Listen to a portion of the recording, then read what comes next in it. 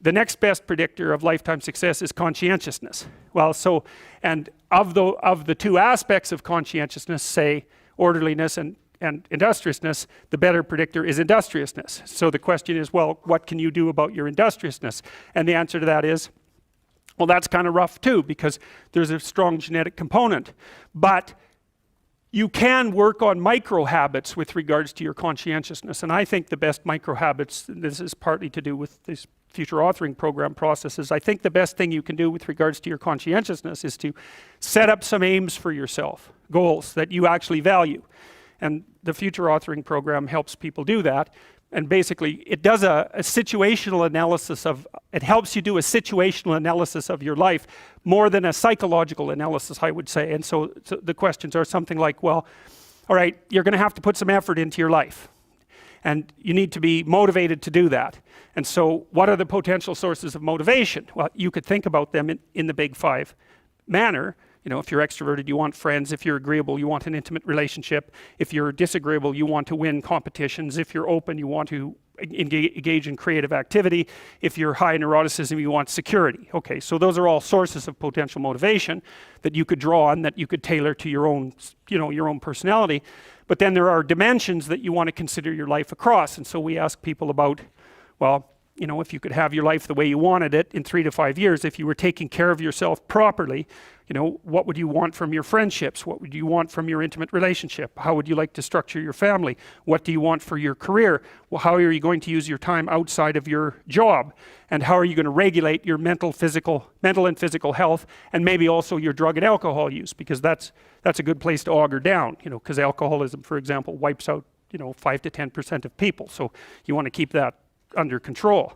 And then so maybe you develop a vision of what you would like your life to be, and that associates the goal. Well, once the goal is established, and then you break down the goal into micro processes that you can implement, the micro processes become rewarding in proportion, in relation to their causal association with the goal, and that tangles in your incentive reward system. We talked about the dopaminergic incentive reward system, and that's the thing that keeps you moving forward.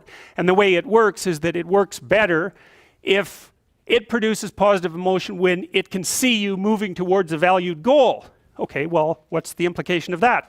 Better have a valued goal, because otherwise you can't get any positive motivation working out. And so the more valuable the goal, in principle, the more the micro processes associated with that goal start to take on a positive charge. And so what that means is, well, you get up in the morning and you're excited about the day, you're ready to go. And so as far as I can tell, what you do is you specify your long-term ideal.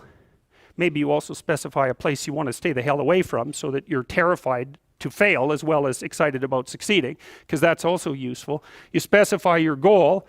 You do that in some sense as a unique individual. You want to specify goals that make you say, oh, if that could happen as a consequence of my efforts, it would clearly be worthwhile. Because the question always is, why do something? Because doing nothing is easy. You just sit there and you don't do anything. That's real easy.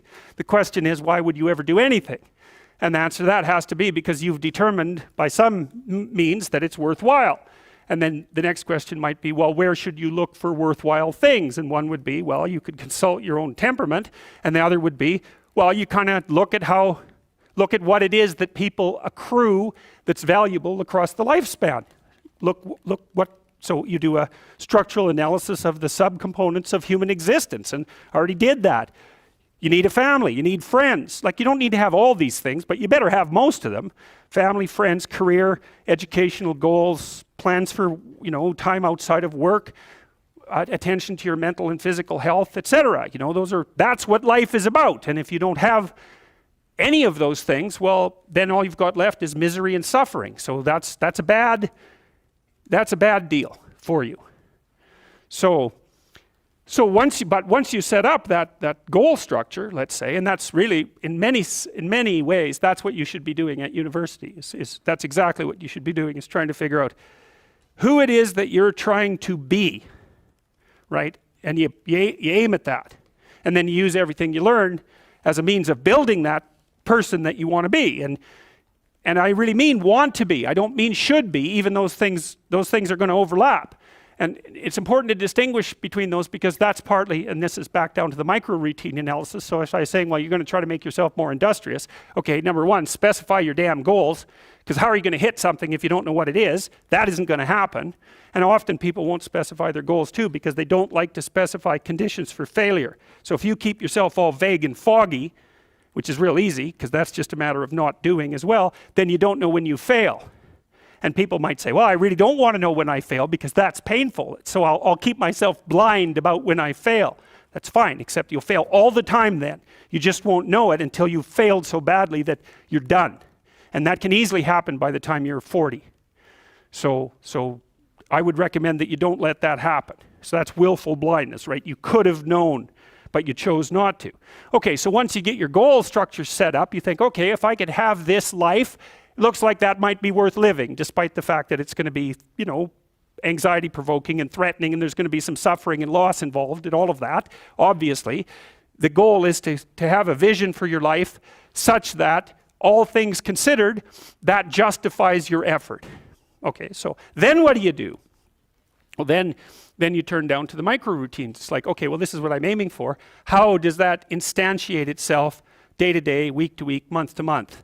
And that's where something like a schedule can be unbelievably useful. Google Calendar. It's like, make a damn schedule and stick to it. Okay, so what's the rule with the schedule? It's not a bloody prison. That's the first thing that people do wrong. They say, well, I don't like to follow a schedule. Well, it's like, well, what kind of schedule are you setting up? Well, I have to do this, then I have to do this, then I have to do this, and then I just go play video games because who wants to do all these things that I have to do? It's like, wrong. Set the damn schedule up so that you have the day you want. That's the trick. It's like, okay, I've got tomorrow. If I was going to set it up so it was the best possible day I could have, practically speaking, what would it look like? Well, then you schedule that. And obviously there's a bit of responsibility that's going to go along with that, because if you have any sense, one of the things that you're going to insist upon is that at the end of the day, you're not in worse shape than you were than at the beginning of the day, right? Because that's a stupid day. If you have a bunch of those in a row, you just dig, you dig yourself a hole and then you bury yourself in it. It's like, sorry, that's just not a good strategy. It's a bad strategy. So maybe 20% of your day has to be responsibility and obligation, or maybe it's more than that, depending on how far behind you are. But even that, you can ask yourself, okay, well, I've got these responsibilities. I have to schedule the damn things in. What's the right ratio of responsibility to reward? And you can ask yourself that just like you'd negotiate with someone who is working for you. It's like, okay, you got to work tomorrow. Okay, so I want you to work tomorrow. And you might say, okay, well, what are you going to do for me that makes it likely that I'll work for you? Well, you could ask yourself that, So maybe you do an hour of responsibility and then you play a video game for 15 minutes. I don't know, whatever turns your crank, man. But, you have to negotiate with yourself and not tyrannize yourself.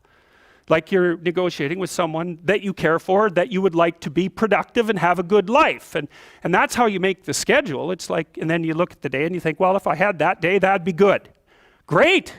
And you're useless and horrible, so you'll probably only hit it with about 70% accuracy, but that beats the hell out of 0, right? And if you hit it even with 50% accuracy, another rule is, well, aim for 51% the next week, or 50.5% for God's sake, or because you're going to hit that position where things start to loop back positively and spiral you upward.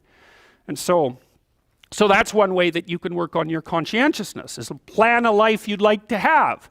And you do that partly by referring to social norms. That's more or less rescuing your father from the belly of the whale. But the other way you do that is by having a little conversation with yourself about, as if you don't really know who you are, because you know what you're like. You won't do what you're told. You won't do what you tell yourself to do. You must have noticed that. It's like you're a bad employee and a worse boss. And both of those work, for you. You don't know what you want to do, and then when you tell yourself what to do, you don't do it anyways. You should fire yourself and find someone else to be.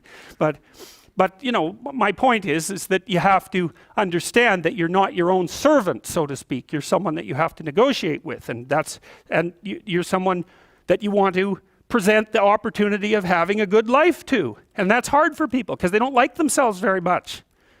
So, they're always like cracking the whip and then procrastinating, and cracking the whip and then procrastinating. And it's like, God, it's so boring. And It's such a pathetic way of spending your time. And you know what that's like because you probably waste like 6 hours a day. And I think we did an economic calculation about that a while back, right? Your time's probably worth $50 an hour, something like that. I mean, you're not getting paid that now, but you're young, and so this is investment time, and what you do now is going to multiply its effects in the future. So let's say it's $50 an hour, which is perfectly reasonable. So if you waste 6 hours a day, and you are, then you're wasting about $2,000 a week or about $100,000 a year. So like, go ahead, but that's what it's costing you every hour. And you need to know what your damn time is worth. So let's say it's not $50, it's 30, whatever. Maybe it's 100, it's somewhere in that range. One of the things you should be asking yourself is, when you spend an hour, was that, well, would have I paid someone $50 to have had that hour? And if the answer is no, it's like, well, maybe you should do something else with your time. And it depends on whether or not you think that your time's worthwhile. But the funny thing about not assuming that is if you assume your time isn't worthwhile, what happens is you don't just sit around sort of randomly in a state of responsibilityless bliss. What you do is you suffer existentially. And so that seems like a stupid solution.